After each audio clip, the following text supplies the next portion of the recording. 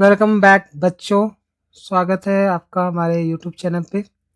तो पिछले वीडियो में हमने अमरनाथ की यात्रा की थी। अभी हम लोग का जो है यात्रा स्टार्ट ही हुआ है और पहला पैराग्राफ तो हम लोग कर चुके थे अमरनाथ का। ठीक है, और यहाँ से हम लोग का स्टार्ट होगा। ये भी हो चुका था, नहीं ये वाला बाकी है। ठीक है, ये वाला सोशल सेंटर तक हमारा हो चुका था। अगर आप लोगों ने नहीं देखा है तो एक बार जाके देख लीजिए पुराने वीडियो में। ठीक है, सिलेबस जितना जल्दी हो कंप्लीट कर लीजिए ताकि हमारा जो है वीडियो कंटिन्यू चल सके। और तो आइए बढ़ते हैं हम लोग अगले पैराग्राफ में, जो हमारा है there were hundreds of monks. तो वहाँ पे क्या थे कि सैकड़ों जो थे मॉन्क थे। ठीक है, वहाँ पर सैकड़ों मॉन्क थे। मॉन्क मीन्स क्या होता है? सन्यासी। ठीक है, मॉन्क मीन्स क्या होता है? सन्यासी होता है। वहाँ पे सैकड़ों सन्यासी थे विद देयर गेरुआ टेंट्स। गेरुआ कलर होता है, गेरुआ टेंट। टेंट मतलब जो हम लोग लगाते हैं कैंप अगर वगैरह अगर करते हैं हम लोग कहीं भी, तो हम लोग क्या करते हैं? टेंट लगाते हैं, टेंट यूज़ करते हैं। ठीक है, तो उसी टेंट में क्या था? सैकड़ों साधु थे। ठीक है, सन्यासी थे। Some no larger than a good sized umbrella. और ये जो मॉन्क थे, ठीक है, और ऐसा फील होता था कि ये लोग सब जो है एक अम्ब्रेला के नीचे सारे उपस्थित हैं। ठीक है, जिनमें से कुछ एक बड़े आकार के छाते से अधिक बड़े नहीं थे। जो मतलब ये जो टेंट था, ठीक है, ऐसे करके टेंट जो बनता है, टेंट जो बनता है वो कैसा लग रहा था? छाता के आकार का लग रहा था। ठीक है, अब अच्छा सा बड़ा सा छाता। एंड अमोंगस्ट दीज, और इनके बीच में क्या था? The swami's influence appear to be magnetic. और जितना भी टेंट अलग अलग जगहों पे था, वहाँ पे स्वामी का जो टेंट था वो जो इन्फ्लुएंस था स्वामी जी का, वो अलग ही मैग्नेटिक था। मीन्स क्या होता है कि अलग ही मैग्नेटिक का मतलब क्या हो रहा है कि वो जो टेंट था और उन सब टेंट में जो है जितने भी साधु संत थे वो आकर स्वामी जी के पास जो है जमा हो जाते थे।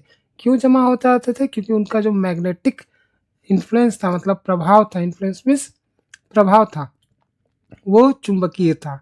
ठीक है, जैसे हम लोग कभी कभी जाते हैं कहीं भी, तो कोई बोलता है तो हम लोग क्या करते हैं? उसकी ओर आकर्षित हो जाते हैं।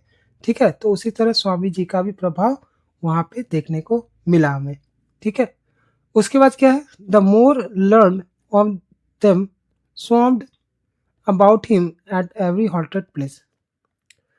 तो जिनको जिनको पता होता था कि मतलब जितना लोग जान रहे थे कि हाँ स्वामी जी भी यहाँ पे उपस्थित है, तो वो लोग क्या हो जा रहे थे? झुंड में इकट्ठा हो जा रहे थे और उनको चारों तरफ से घेर ले रहे थे। ठीक है, उनका जो जगह था हॉल्टिंग का, वो स्वामी जी के आसपास ही इर्द गिर्द आ जा रहे थे। ठीक है, जितने भी वो स्वामी मतलब स्वामी जी के आसपास जितने भी थे वो आसपास ही आ जाते थे। फीलिंग हिज टेंट, उनके टेंट को भर देते थे। And remaining absorbed in conversation, और जो बचे कुचे रह जाते थे वो किस में लग जाते थे? कन्वर्सेशन में लग जाते थे। ठीक है, बातचीत में। Through out the hours of delight, मतलब दिन के जितने भी समय में जो है साधु संत जो आसपास होते थे, इर्द गिर्द होते थे, वो क्या होता था कि जहाँ पे स्वामी जी रुके हुए हैं वहाँ चारों ओर बैठ जाते थे। अगर जगह वहाँ पे नहीं मिला तो आसपास वो खड़े होके या फिर बैठ के कन्वर्सेशन करते रहते थे। The talk on their side, the talk on their side he told us afterwards had been all of Shiva. ठीक है, अब यहाँ पर क्या हो जा रहा है? और यहाँ पे जो बातचीत चलती थी, ठीक है, उनके साइड से जो बातचीत करती थी, उन्होंने बाद में बताया, ही टोल्ड अस आफ्टरवर्ड्स, कि वो बातचीत क्या होता था? Had been all of Shiva, सिर्फ शिवा की ही मतलब शिव भगवान की ही बातचीत चलती थी। अभी देखिए कि यहाँ पर अमरनाथ मेनली क्या होता है कि शिव जी का ही वो मंदिर है। ठीक है, अमरनाथ। तो इर्द गिर्द जितने भी ये होते थे, क्या बोलते हैं, साधु संत लोग होते थे, वो क्या करते थे, स्वामी जी के पास बैठते भी थे तो चर्चा किसकी होती थी, शिव भगवान की होती थी। ठीक है, चर्चा किसकी होती थी, शिव भगवान की ही होती थी। And they had remonstrated with him seriously, और वो लोग जो है आपत्ति जताते थे, विरोध करते थे उनका seriously. When he had insisted, जब वो इंसिस्ट करते थे, ओकेजनली, ओकेजनली मतलब कभी कभी, जब वो इंसिस्ट करते थे, जोर देते थे कभी कभी, वो लोग जब जोर देते थे कभी कभी, क्या जोर देते थे, on drawing their attention to the world about them. ठीक है, कि उनके मतलब क्या बोल सकते हैं उसको, जब लोगों की अटेंशन जो बोलते हैं, जिसको हम लोग बोलते हैं हिंदी में ध्यान, to the world about them. ठीक है, और इसमें हम लोग क्या देख सकते हैं कि स्वामी जी ने बाद में हमें बताया कि उन सन्यासियों की ओर से बातचीत पूरी तरह शिव के बारे में ही होती थी, और जब स्वामी जी कभी कभी उनका ध्यान उनके आसपास की दुनिया की ओर खींचने पर जोर देते थे, तो वो सन्यासी लोग उसको गंभीरता से विरोध किया करते थे। ठीक है, मतलब स्वामी जी बोलते थे कि वर्ल्ड की चर्चा करो, लेकिन फिर भी घूम फिर के वो शिव पे ही आ जाते थे सभी लोग। ठीक है, even foreigners they urged where man. ठीक है, और फॉरेनर्स भी जो होते थे, ठीक है, जो विदेश से आए हुए होते थे, even foreigners they urged, request करते थे, वेयर मैन, वो भी जो है क्या है, इंसान ही है। वाई मेक सच डिस्टिंक्शन, उन लोगों से डिस्टिंक्शन क्यों करना, बिटवीन स्वदेश एंड विदेश, मतलब जो विदेश से आए हुए होते थे दर्शन के लिए, तो स्वामी जी बोलते थे कि इन लोगों को, ये लोग भी जो है इंसान है, और इन लोगों से डिफ्रेंसिएशन नहीं करना चाहिए, अलग अलग थलग नहीं रहना चाहिए, या फिर उनको अलग निगाहों से नहीं देखना चाहिए। उनके नज़र में क्या देश और क्या विदेश। ठीक है, nor could many of them understand the warmth of his love and sympathy for Mohammedanism। और यहाँ पे क्या बोला जा रहा है, यहाँ पे वो बोल रहा है कि उनका तर्क था कि विदेशी भी तो मनुष्य ही है, फिर स्वदेश और विदेश के बीच ऐसे भेद क्यों किए जाए। उनमें से बहुत से लोग इस्लाम के प्रति स्वामी जी के प्रेम और सहानुभूति की गर्माहट को भी नहीं समझ सके। जैसे स्वामी जी क्या होता था कि कोई भी धर्म के लोग हो, वो लोगों के अंदर प्यार चाहते थे। ठीक है, मतलब लोगों को आपस में प्यार करने के लिए कहते थे, कि ये नहीं कि भेदभाव हो, ठीक है, ऊंचा नीचा हो, अमीर गरीब हो, ये सब कुछ नहीं। वो सोचते थे कि सारे लोग इंसान ही है, चाहे वो मोहम्मडन हो, चाहे वो विदेशी हो, चाहे कोई भी हो। ठीक है, वो सिंपैथी भी रखते थे मोहम्मडन के लिए।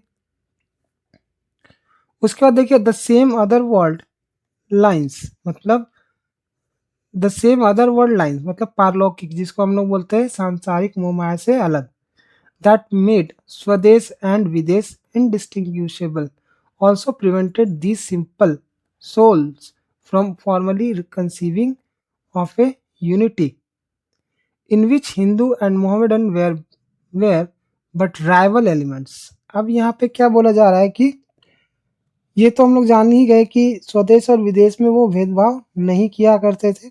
उनमें से बहुत से लोग क्या होते थे, इस्लाम के प्रति स्वामी जी के प्रेम और सहानुभूति के गर्माहट को नहीं समझते थे। उसी पारलौकिक यानी कि संसार से अलग पारलौकिकता ने, जिसने उनके लिए स्वदेश और विदेश को अभिन्न बना दिया था, इन सरल आत्माओं को औपचारिक रूप से एक ऐसी एकता की कल्पना करने से भी रोका, जिसमें हिंदू और मुसलमान केवल दो अलग अलग तत्व मात्र थे। ठीक है, तो यहाँ पे क्या बोला जा रहा है कि मोहम्मडन भी वही है, इंसान ही है, और हिंदू भी इंसान है, और स्वदेशी भी इंसान है, विदेशी भी इंसान ही है। तो क्यों ना एक मिल के रहे, उनके अंदर भेदभाव क्यों रहे। ठीक है, आत्मा एक ही है। This simple soul from formerly conceiving, विचार करना या फिर कल्पना करना। ठीक है, तो ये जो स्वामी जी का व्यू था, सोचने का जो तरीका था, उनके अनुसार क्या था कि सारे लोग जो है एक हैं। ठीक है, सारे लोग क्या है, एक है, और इसमें भेदभाव हमें नहीं करना चाहिए। The soil of the Punjab, they argued, Punjab की जो मिट्टी है, वो लोग तर्क देते थे कि पंजाब की जो मिट्टी है वॉज ड्रेंच्ड, वो भीगी हुई है, मतलब सनी हुई है, with the blood of those उन लोगों से who had died for the faith, जो फेथ के लिए लड़े।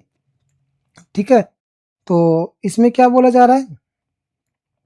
उन्होंने तर्क दिया कि पंजाब की मिट्टी उन लोगों के खून से सनी है जो अपने धर्म के लिए मर मिटे थे। ठीक है, यानी कि जो अपने धर्म, फेथ मीन्स क्या हो जाएगा, जिस पे वो विश्वास करते थे, जिस धर्म पे वो विश्वास करते थे, उस धर्म के लिए वो मर मिटे थे। हियर एट लीस्ट, मिनिमम क्या होता है, let him practice narrow Orthodox, यहाँ पे उन्हें नैरो ऑर्थोडॉक्स को भी मानने के लिए स्वतंत्रता दी जाए। उन्होंने तर्क दिया कि भले ही वो मिट्टी जो है कई खून से रंगे हुए थे, ठीक है, और क्या बोल रहे हैं आगे वो, कम से कम यहाँ तो उन्हें एक संकीर्ण रूढ़िवादिता का पालन करने दे। ठीक है, in answer to this has become one who was in fact an anachronism, anachronism मतलब कालदोष, अपने समय से अलग। ठीक है, of the future, the Swami made those practical concessions of the moment that were expressive of his love for the brethren. Brethren मतलब brother को ही बोल सकते हैं हम लोग, जो भाईचारा बोलते हैं ना, उसको हम लोग बोलते हैं brethren. And above his principal home to their minds with the greater force and vehemence, and vehemence, प्रबलता जिसको हम लोग बोलते हैं वीमेंस। तो इसका अर्थ क्या वो बता रहे हैं स्वामी जी कि एक तो उन्होंने बोला कि भले वो रूढ़िवादिता है, संकीर्ण रूढ़िवादिता वाले लोग हैं, फिर भी उन्हें कम से कम यहाँ तो उन्हें पालन करने दे। इसके उत्तर में एक ऐसे व्यक्ति के रूप में जो वास्तव में भविष्य का व्यक्ति समय से बहुत आगे था, स्वामी जी ने उस क्षण कुछ ऐसी व्यवहारिक रियायतें दी जो उनके भाईचारे के प्रेम को व्यक्त करती थी। ठीक है, उन्होंने बोला कि चलो कोई बात नहीं, भाईचारा बना रहे, इतना ही चाहिए। ठीक है, उसके बाद क्या है, तो हो गया। But as he told the tale of his warm discussion the foreign mind could not control, help means यहाँ पर कंट्रोल होगा विथ सम अम्यूजमेंट। अब देखिए यहाँ पर इतना तो बोल दिया कि सारे लोग आपस में भाई भाई, लेकिन क्या हो रहा है, as he told the tale of his warm discussion, कि अपने वार्म डिस्कशन में कुछ कहानियां उन्होंने बताई, the foreign mind could not control with some amusement, जिसमें फॉरेन माइंड जो भी थे, ठीक है, वो अपनी उत्सुकता जो है उस पर कंट्रोल नहीं कर पाए। Noting the paradox, paradox means क्या होता है, विरोधाभास बोल सकते हैं हम लोग, अलग अलग विचार रखना, that the tehsildar himself and many officers and servants of the pilgrimage had been Mussulmans and that no one had dreamed of objecting to their entering the cave with the Hindu worshipper on the ultimate arrival at the shrine। अब क्या बोला जा रहा है यहाँ पर, कहाँ से स्टार्ट हुआ था,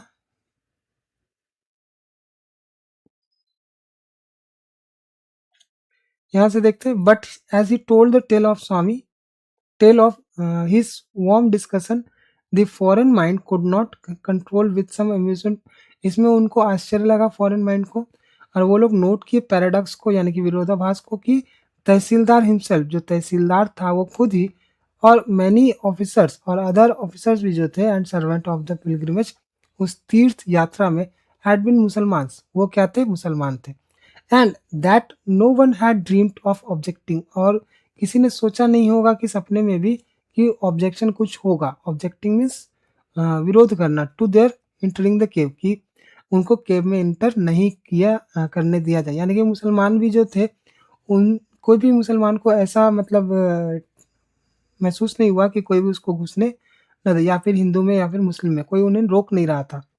ठीक है, with the Hindu worshipper, Hindu worshipper के साथ मंदिर में घुसने के लिए, ऑन द अल्टीमेट अराइवल, अंतिम रूप से जब वो पहुंच गए तो कोई भी उनको रोकने के लिए इच्छुक नहीं था। एट द श्रीन, श्रीन मतलब तीर्थ स्थल।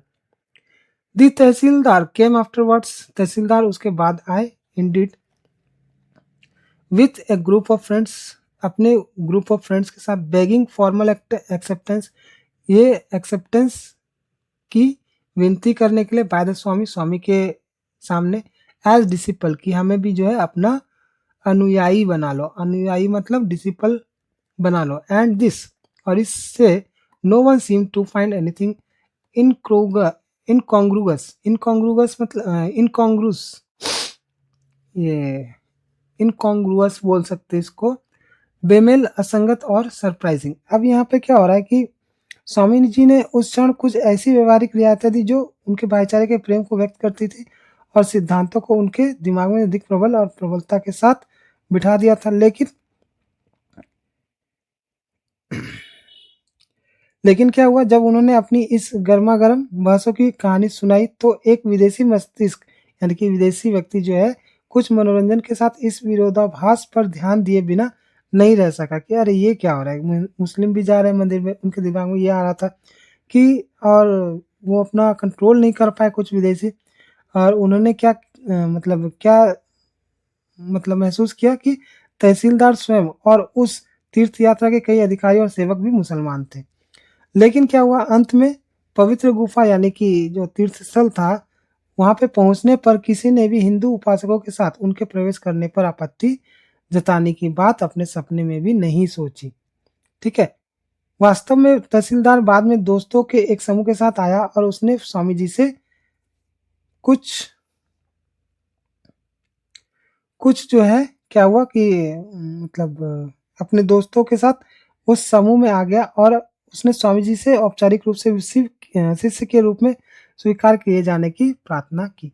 यानी कि जो क्या बोल सकते हैं, जो तहसीलदार थे अपने कुछ मित्रों के साथ, ग्रुप के साथ आए और स्वामी जी को कहा कि मुझे भी अपना शिष्य बना लीजिए। और इस बात में किसी को भी कुछ भी बेमेल या आश्चर्यजनक नहीं लगा। और जब वो लोग आए कि चलो हमें भी अपना जो है शिष्य बना लीजिए, तो कोई भी वहाँ पे आया नहीं ऑब्जेक्ट करने के लिए। अब हम लोग इसके बाद वाले पैराग्राफ में चलेंगे, और ये हमारा जो पैराग्राफ है वो हम लोग देख लेते हैं। Living Islamabad, living Islamabad we caught up somewhere with the pilgrimage.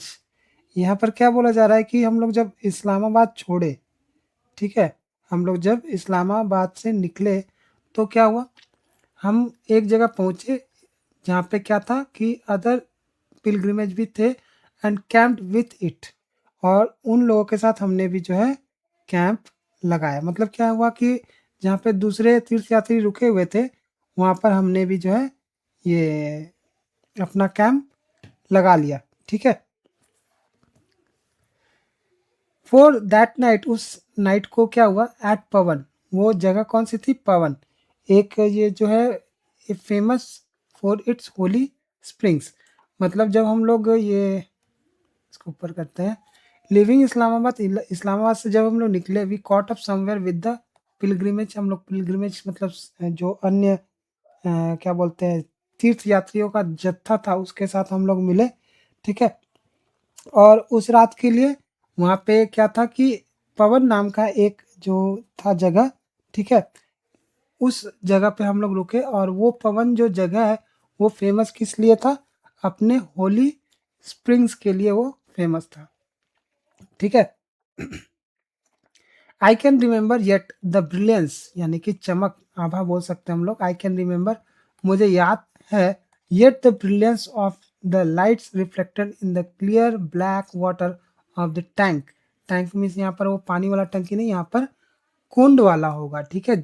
जिसको हम लोग सरोवर बोल सकते हैं या फिर जलाशय बोल सकते हैं।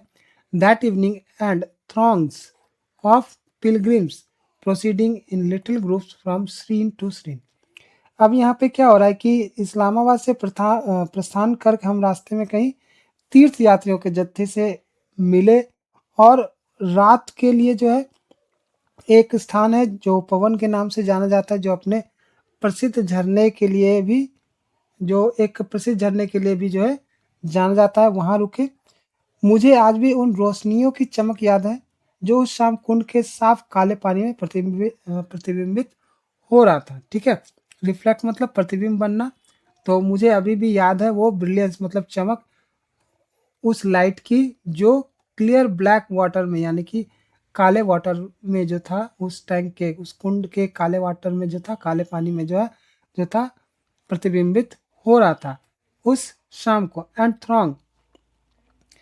Throng of pilgrims proceeding in little groups from shrine to shrine. और जो जुलूस था, ठीक है, और जो तीर्थ यात्रियों का जो जुलूस था या फिर भीड़ बोल सकते हैं, छोटे छोटे समूह में एक तीर्थ स्थल से दूसरे तीर्थ स्थल की ओर जा रही थी। ठीक है, तो ये पूरा पैराग्राफ क्या बोल रहा है कि हम लोग जब इस्लामाबाद से निकले तो पवन नाम की जगह में रुके, और उस जगह में और भी पिलग्रिमेज जो है साधु संत या फिर यात्री बोल सकते, तीर्थ यात्री वहाँ पे थे। और वो जो पवन था वो किस लिए फेमस था? अपने झरने के लिए फेमस था। और क्या हो रहा था कि वहाँ पर जो एक कुंड था उसमें काला पानी था, और काले पानी में प्रतिबिंब बन रहा था, बहुत तेज चमक रहा था वो। और मंदिर से मंदिर जो है तीर्थ यात्री जो है इधर से उधर जा रहे थे। अब हम लोग अगले पैराग्राफ पे आते हैं। At Pahalgam the village of shepherd, यानी कि शेफर्ड मीन्स चरवाहे जो भेड़ वेड़ चराते हैं उसको बोलते हैं। एट पहलगाम द विलेज, ये पहलगाम मैंने बोला था अभी पहले, ये किस लिए फेमस है? आप लोगों ने कमेंट बॉक्स में अभी तक नहीं बताया तो बता दीजिए पहलगाम क्यों फेमस हुआ है। फिर at Pahalgam the village of the shepherd, ठीक है, शेफर्ड का जो विलेज था, चरवाहों का विलेज था। The camp halted for a day, वहाँ पर जो है कैंप ने कुछ समय गुजारा, यानी कि कुछ समय के लिए वो रुके। टू कीप एकादशी, एकादशी का जो पालन होता है, एकादशी जो है जैसे हम लोग इंग्लिश का कैलेंडर देखते हैं संडे मंडे ट्यूसडे, इस तरह से एकादशी द्वादशी भी होता है। तो एकादशी का जो पालन होता है उसे करने के लिए हम लोग एक जगह में रुके, एक कैंप में रुके। और वो कैंप कहाँ था? एक विलेज में था, और जो विलेज था वो क्या था? शेफर्ड्स का विलेज था। It was a beautiful little ravine flowed for the most part with Sandy islands in the payable word bed of A mountain stream. अब यहाँ पे क्या बोल रहा है कि यह एक सुंदर छोटी सी घाटी थी जिसका अधिकांश निचला हिस्सा जो था पहाड़ी नदी के कंकड़ों से घिसे हुए तल में रेतीले द्वीप से ढका हुआ था। ठीक है, यहाँ पे क्या बोला जा रहा था? ये बहुत ही सुंदर जगह है, ठीक है, गड्ढे या फिर तंग घाटी से घिरा हुआ था। For the most part with Sandy island, मतलब रेतीले द्वीप थे ज़्यादातर जगह। इन द पेबल वॉर्ड, जो कंकड़ों से घिसा हुआ था। पानी का बहाव जब होता है तो कंकड़ पत्थर वो सारे घिस जाते हैं। पेबल वॉर्न बेड, ठीक है, बालुओं का बेड था। ऑफ ए माउंटेन स्ट्रीम, पहाड़ी नदी या जलधारा पर। ठीक है, जैसे हम लोग अभी अगर जाएंगे तो बहुत सारा रास्ता हम लोग को बना बनाया मिल जाएगा, लेकिन जब हम लोग पहले के टाइम जाते थे तो बहुत सारा रास्ता तैयार नहीं था। ठीक है, बहुत सारा रास्ता जो था रोड नहीं था उस पे, तो ऐसे ही पहाड़ियों के बीच से होते हुए हमें जाना पड़ता था अमरनाथ। और क्या होता था कि हम लोग जो है रास्ते में कहीं न कहीं इतना ज़्यादा समय लग जाता था कि हम लोग उसको तय करते हुए जाते थे, और कैंप लगा के जाते थे, क्योंकि एक ही बार में हम लोग वहाँ पे नहीं पहुँच सकते। ठीक है, एक ही बार में हम लोग जो है वहाँ पे नहीं पहुँच सकते, इसलिए हम लोग को धीरे धीरे जाना पड़ता है। ठीक है, उसके बाद द स्लोप्स मीन्स ढलान about it were dark with pine tree. जो स्लोप था यानी कि ढलान, जो पहाड़ियों का जो ढलान होता है वो किससे ढका हुआ था? पाइन ट्री से, यानी कि चीड़ के पेड़ से वो जो है घिरा हुआ था। And over the mountain at its head was seen at sunset the moon not yet full. अब देखिए यहाँ पे क्या हो रहा है कि ये जो चारों ओर की ढलानें थी वो चीड़ के पेड़ से मतलब घनी और गहरी रंगत वाली थी, ढकी हुई थी। ठीक है, और इसके शीर्ष पर स्थित जो पहाड़ के ऊपर था, सूर्यास्त के समय चंद्रमा दिखाई दे रहा था, जो अभी तक पूरा भी नहीं था, मतलब सूर्यास्त का समय था तो चंद्रमा दिखाई देने लगा। ठीक है, लेकिन वो चंद्रमा जो दिखाई दिया वो फुल मून नहीं था। यानी कि फुल मून मीन्स क्या होता है? पूर्णिमा। पूर्णिमा को ही तो ये जो चांद है पूरा दिखता है, बाकी समय में तो नहीं दिखता है। तो जो यहाँ पे राइटर है उनका कहना है कि जब हम लोग चढ़ रहे थे, मतलब मंदिर की यात्रा के लिए, तो चढ़ान में बहुत सारे पाइन ट्री थे और मून भी दिख रहा था शाम के समय, लेकिन क्या था कि मून जो था वो पूरा नहीं था। It was the scenery of Switzerland और नॉर्वे, और ऐसा प्रतीत हो रहा था कि ये जो है एक नॉर्वे या स्विट्जरलैंड का एक सीन है। Eight there gentlest and loveliest, और जो बहुत ही ज़्यादा जेंटल और लवलीस्ट प्रतीत हो रहा था। Here we saw the last of human dwellings, और हमने यहाँ पे जो था लास्ट ह्यूमन ड्वेलिंग्स को देखा, मतलब क्या बोल सकते हैं उसको, सारे लोग यहाँ पे इकट्ठा होते थे। ए ब्रिज, एक ब्रिज था, एक फार्म हाउस था with its ploughed field. Ploughed means क्या होता है, जुता हुआ है, मतलब खेत हम लोग जोतते हैं, ठीक है, तब उसमें अनाज उगता है। And a few scattered huts, गर्मियों में पहाड़ों पर चरवाहों के रहने की झोपड़ियाँ, ठीक है। यहाँ पर क्या होगा, क्या बोल सकते हैं, ये वाला हम लोग बोल सकते हैं कि यहाँ पर हमने क्या क्या देखा, the last of human dwellings, मतलब जहाँ पे ह्यूमन के रुकने की जगह लास्ट ही थी। यहाँ पर हमने मानव आवासों का अंतिम हिस्सा देखा कि जहाँ पे हम लोग को मानव दिख रहे थे। एक पुल देखा जुते हुए खेतों के साथ, एक खेत घर देखा, और कुछ पहाड़ी चारागाह की झोपड़ियाँ देखी। सीटर हट्स मीन्स जो पहाड़ियों की जो चारागाह जो होते हैं उनका हट्स भी देखा, ठीक है। And here on a grassy knoll, के यहाँ पर साइलेंट रहेगा, घास से भरा हुआ एक छोटा सा टीला या फिर पहाड़ी बोल सकते हैं। और यहाँ पर एक ग्रासी टीले में when the final march began, जब हम लोगों ने फाइनल मार्च स्टार्ट किया, we left the rest of our party in camp. तो हम लोगों ने क्या किया कि जब घास से भरे एक छोटे से टीले पर जब हमारी अंतिम चढ़ाई शुरू हुई, हमने अपने दल के बाकी लोगों को डेरा डाले हुए छोड़ दिया। मतलब बाकी जो लोग थे वो डेरा तो डाले हुए थे, लेकिन हम जो है आगे धीरे धीरे बढ़ने लगे। तो इसके बाद भी हमारा है, तो इसको अगले वीडियो में हम लोग कंप्लीट करेंगे, और यहाँ तक रहने देते हैं। तो अगले वीडियो में कंप्लीट करेंगे, तब तक आप लोग अच्छे से पढ़िए और रिवाइज करते रहिए। Bye bye.